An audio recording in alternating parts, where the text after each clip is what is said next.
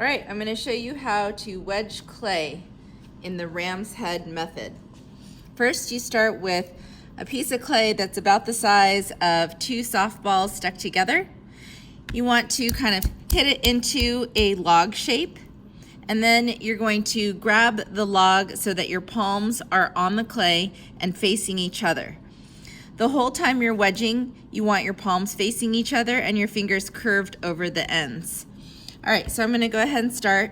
As I wedge, I'm pushing my wrists down towards the table so my fingers are pointed up, and then I'm going to just press a little bit with my hands. The goal of this is to get the clay to wrap around itself. So I'm going to start really slow so you can see the motion. Watch that my palms continue to face each other.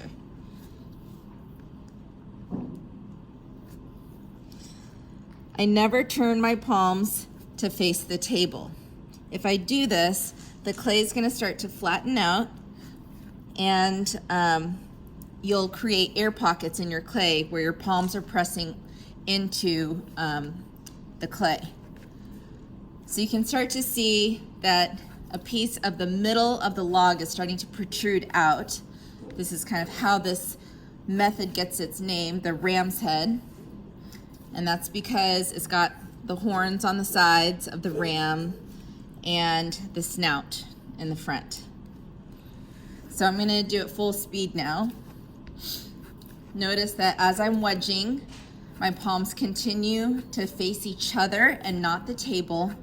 My fingers stay curved over the horns of the ram. The purpose of wedging is to expel air pockets that would explode in the kiln, and also throw your pots off center when you're using it to throw on the potter's wheel. And the second reason is to homogenize or mix the clay. This will help keep your clay centered when you're throwing, because you're essentially creating a spiral within the body of the clay. So the clay will want to stay centered. So I do this probably 30 times with a fresh piece of clay. I want to make sure it's really, really well mixed. And then I'm going to go ahead and pat the snout back into the rest of the clay, creating a log once again. And the way you can check to see if you've wedged well enough is by taking a toggle cutter.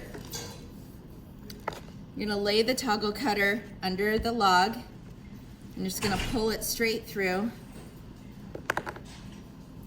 And you can take a look at the clay and see if it's been mixed well, and see if you missed any air pockets.